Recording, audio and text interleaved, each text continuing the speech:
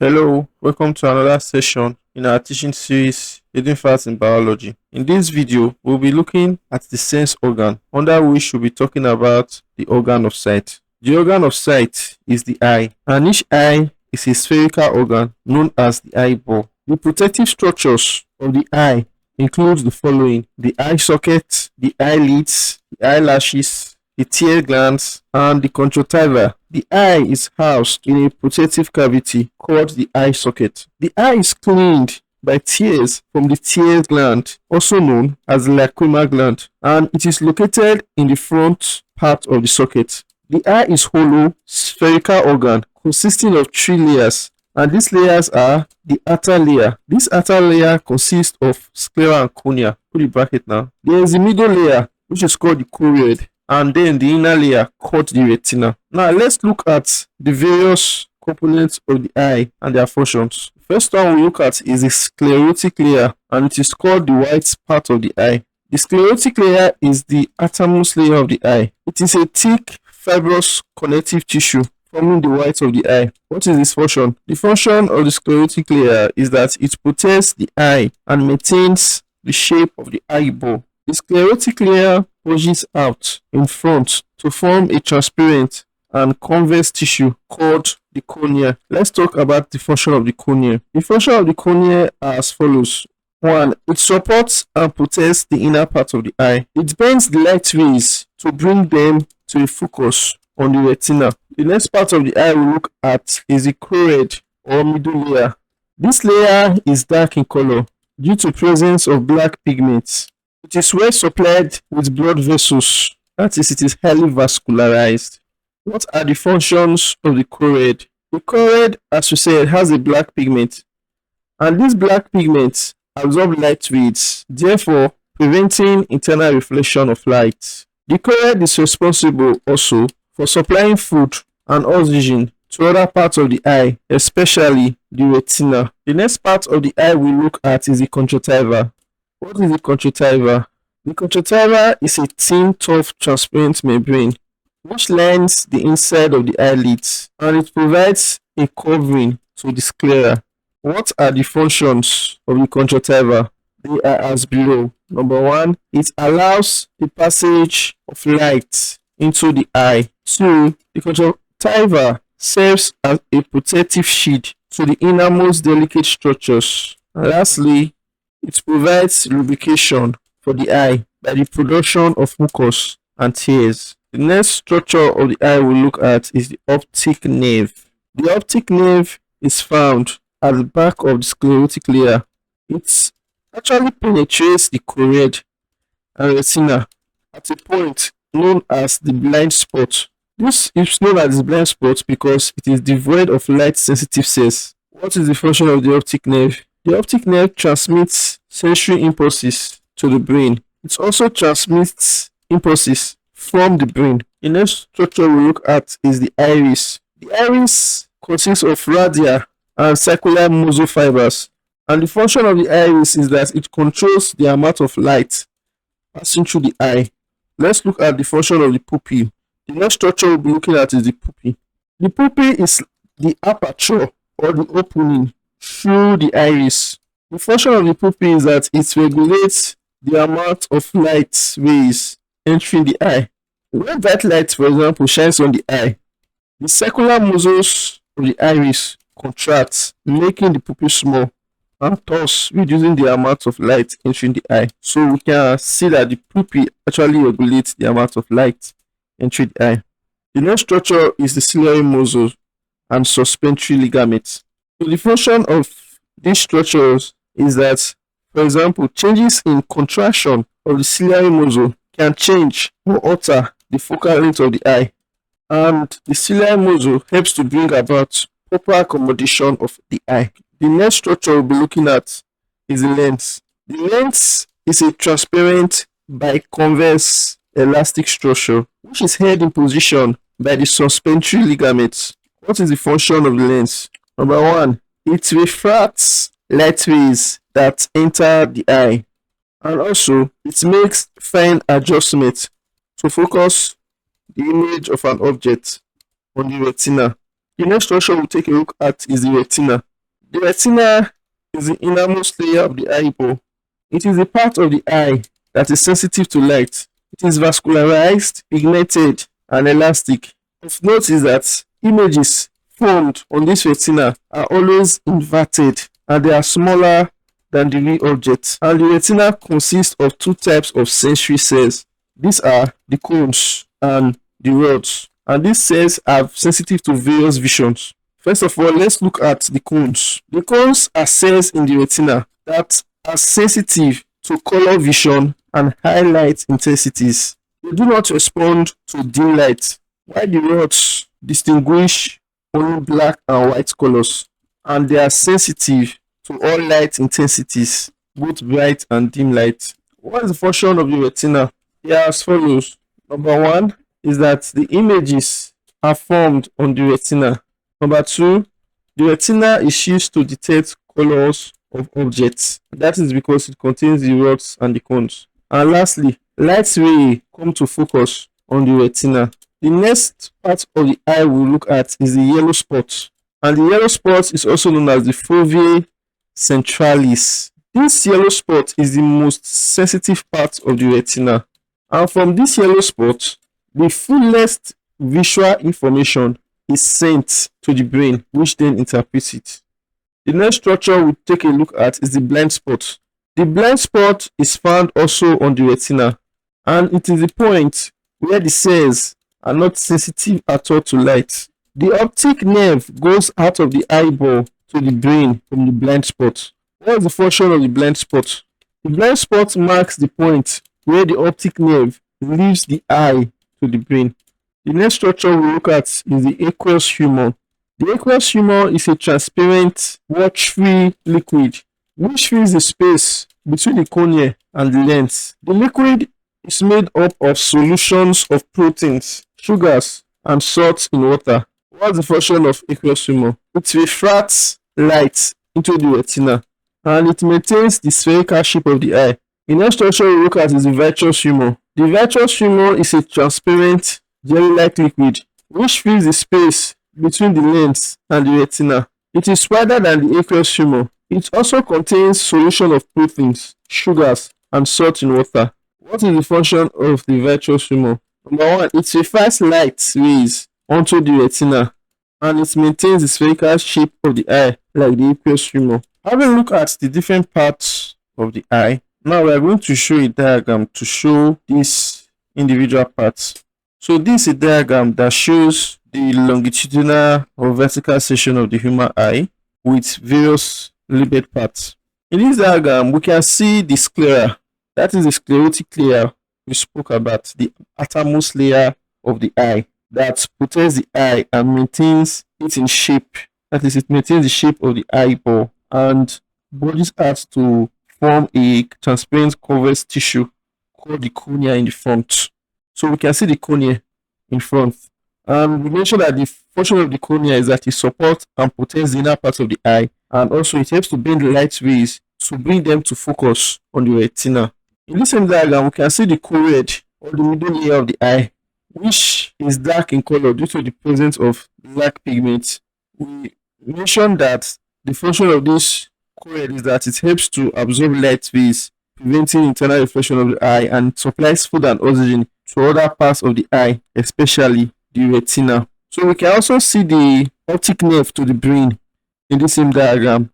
And we made mention that it is located at the back of the sclerotic layer and it penetrates the choroid and the retina, as we can see in this diagram, at a point known as the blind spot. You can see that black it penetrates the choroid and retina at a point known as the blind spot, which is devoid of light sensitive cells. And the functions of this optic nerve is that it transmits sensory impulses to the brain, and also it transmits impulses from the brain also. So we can also see the iris that has radial and circular muscle fibers, and we mentioned that the iris controls the amount of light passing through the eye. The pupil is also labeled there, which is the aperture or opening through the iris. We can see that the iris would have been a continuous structure if not for the pupil that forms the aperture. The function of the pupil, as mentioned, is that it helps to regulate the amount of light entering the eye. So the ciliary muscles are also labeled there, which helps to change the contraction. The ciliary muscles are also labeled there, which helps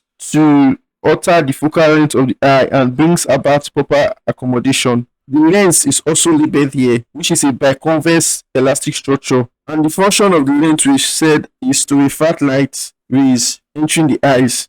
The retina is also labeled, which is the innermost part of the eyeball.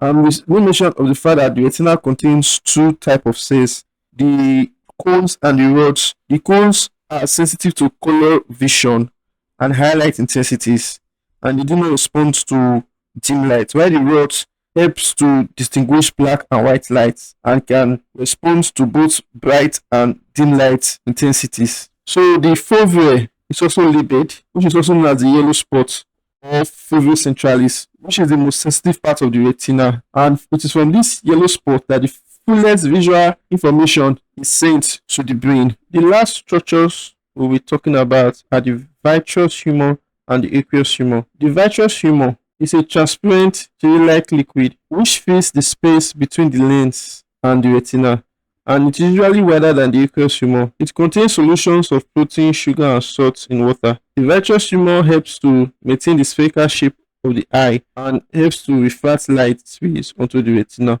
while the aqueous humor is a transparent watery liquid that fills the space between the cornea and the lens, and it's also made up of solutions of protein, sugar, and salt in water, like the vitreous humor. And we mentioned that the function of this aqueous humor is similar to that of the vitreous humor, reflecting light into the retina and maintaining the spherical shape of the eye. Having discussed the different parts of the eyes, let's go on to look at the functions of the eye. The eye performs two major functions, and these are image formation and accommodation. We'll be looking at the mechanism of image formation and also how accommodation takes place. But firstly, let's look at the mechanism of seeing or image formation. For an image to be formed, light rays, first of all, must come from an object and enters the eye through the cornea. The light rays are then refracted, that is, they are bent by the convex cornea and passed through the aqueous humor, which further bends the light rays and focuses them on the retina, especially the yellow spot. Also, as the light rays are passing through the vitreous humor, bending of light rays occur again. The light ray reaching the retina stimulates the rods and cones to form an inverted image on the retina. The inverted image on the retina is smaller than the actual size of the object. Impulses are then sent from the optic nerve to the optic lobe of the brain, and from the optic lobes, the image is sent to the visual center of the cerebral hemisphere, where the actual size and color of the image are interpreted correctly. So, in summary, we'll be giving a flowchart to show how these processes occur. First of all, the images have to pass through the conjunctiva till it gets to the cornea. And from the cornea, it goes through the aqueous humor. It then penetrates through the lens, and then to the vitreous humor, and then to the retina. And then from the retina, it stimulates the optic nerve, which then transmits the impulses to the brain for interpretation. So the next function of the eye we look at is accommodation.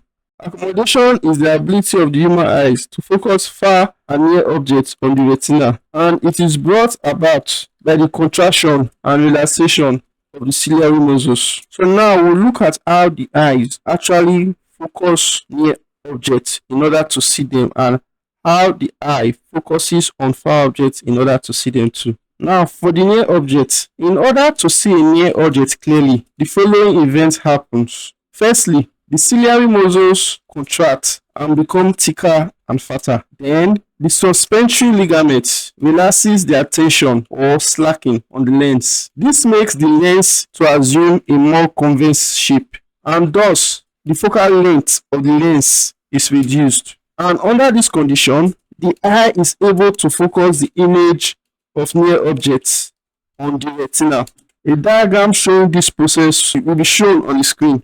So this diagram actually shows how light from near objects focus on the retina by the thick and flat lens. So now let's look at how the eye focuses on far objects so that it is able to see them clearly. In order to see a distant object clearly, The following events happen. Firstly, the ciliary muscle is relaxed. Then, the suspensory ligaments pull tightly on the lens, therefore stretching the lens to be thin, flat, and less convex. This makes the focal length of the lens to increase, and thus the convex lens assumes a near flat shape.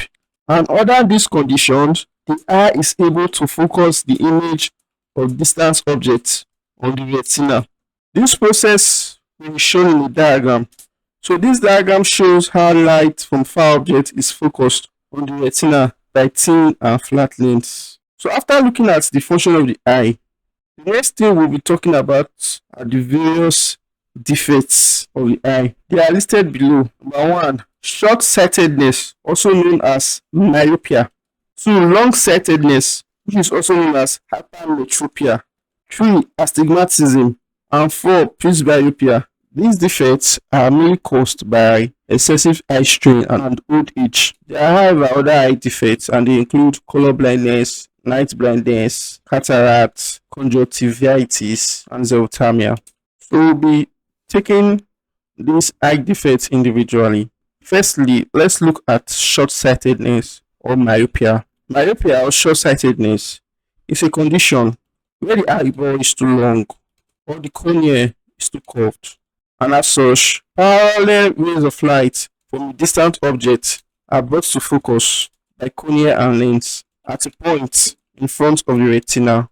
A short-sighted person can only see objects that are near, but have difficulty in seeing distant objects clearly. So we'll look at a diagram that shows how images are formed from far objects in short-sighted persons. So this diagram shows how images are formed, and from this diagram we see that images are formed before, take note of the word before, the retina, and this is because the eyeball is either too long or the cornea is too curved. How do we correct this condition, the correction of short-sightedness? These defects can be corrected by using a concave lens which diverge parallel light rays from distant objects before falling on the eyeball, and therefore focusing it on the retina. So a diagram will be displayed to show the correction of short-sightedness by concave lens. Unlike the first diagram that shows that the images coming from a far object appears before the retina, we can see that when a concave lens is used for a short-sighted person, the images cannot focus on the retina. The next eye defect we are going to be looking at is long-sightedness, which is also known as hypermetropia. In hypermetropia or long-sightedness, parallel light rays from near objects are brought to focus behind the retina. Take note of the word behind. The eye in this condition can see distant objects clearly, but not near objects. And this is caused because the eyeball is too short or the lens is too flat. A diagram will be shown on how light from near objects are brought to focus behind the retina. How do we correct long-sightedness or hypermetropia? Hypermetropia can be corrected by using a lens known as the convex lens. And the convex lens are lens that converges light rays before falling on the eyeball and thus focusing them on the retina. An image showing this will be displayed. This diagram shows the correction of hypermetropia using a convex lens. Now let's look at other eye defects. Astigmatism. Astigmatism is caused by uneven or unequal curvature of the cornea or lens. The rays of light are brought to focus at different points on the retina, and this causes the image to be blurred. How do we correct astigmatism? Astigmatism can be corrected by using cylindrical lens or lenses with compensating uneven surface. The next eye defect we'll be looking at is presbyopia. This defect comes with old age, and what happens here is that the power of the lens to accommodate is reduced due to less elasticity of the lens or hardened ciliary muscles. How is presbyopia corrected? The correction of presbyopia is by wearing bifocal lenses or bifocal glasses. in which one part is for near vision and the other is for distant vision. The next defect we'll be looking at is color blindness. What is color blindness? This is the inability of a person to distinguish one color from the other. For example, if the red sensitive cone is lacking, the person will not be able to identify a red color. He will perceive red color as green. Color blindness is an inherited sex-linked characteristic showing up in males. The next eye defect we look at is cataract. Cataract occurs mainly in old people, and in cataract, the lens become cloudy, and so the person cannot see clearly. And the correction for cataract is by removing the affected lens and either replacing it with a plastic one or providing spectacles with suitable lens. The next defect we look at is night blindness. People with night blindness cannot see clearly in dim light, and it is maybe due to a deficiency of vitamin A, which is used to make rhodopsin. The next defect we look at is xerotamia. Xerotamia is also caused by vitamin A deficiency, and it can lead to blindness. Lastly, in this session, we'll be talking about why a person in a dark room is dazzled for some seconds when he is suddenly exposed to bright sunlight. In a dark room, the iris contracts and the pupil dilates since they are widely opened so as to let in more light. On sudden exposure to bright sunlight or on sudden exposure to any bright source of light, the pupil, which is still wide open, lets in too much light, and this bleaches the pigment of the rod cells. This causes the dazzling sensation experienced when someone in a dark room is suddenly exposed to bright light. The iris muscles, however, gradually relaxes within a few seconds, and the pupil gradually constricts to control the entry of the required amount of light for vision to return to normal. We have come to the end of the teaching session in this particular series. Now we'll be looking at some questions. The first question says, which of the following is the function of the iris of the mammalian eye? A. Closes and opens the eye. B. Absorbs dangerous rays from the eye. C. Regulates the amount of light entering the eye. D. Bringing light rays to focus on the retina. The correct answer is C. The iris regulates the amount of light entering the eyes. The next question says, the most sensitive part of the retina is called A. Blind spot. B. Conjunctiva. C. Fovea centralis. D. Choroid coat. E. Sclerotic layer. The correct answer is C. The fovea centralis or yellow spot is the most sensitive part of the retina. Our next question says, when a person moves from dark room into bright light, the pupil become A. Red. B. Larger. C. White. D. Smaller. The answer is D, because when a person moves from a dark room into a bright light, the pupil of the eye becomes smaller so as to reduce the intensity of the light entering into the eye. Next question says, which of the following parts of the eye is sensitive to light? A. Retina. B. Cornea. C. Choroid layer. D. Optic nerves. The answer is A. The retina is the part of the eye that is sensitive to light. Our next question, the eye defect that is corrected by diverging lens is A. Long-sightedness. B. Short-sightedness. C. Astigmatism. D. Presbyopia. The correct answer is B. Short-sightedness can be corrected by using a diverging lens or a concave lens. The next question says, in long-sightedness, the image of a near object is focused A. in front of the retina, B. behind the retina, C. on the yellow spot, D. on the blind spot.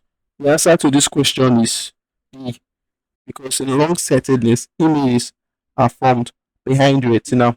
This brings us to the end of the examples. Now we are going to be taking some exercises.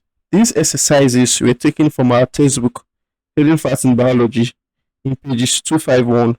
The answers have been provided in the answer section of the book. Go where to get your copy and check the answers at if you got them. Thank you for listening.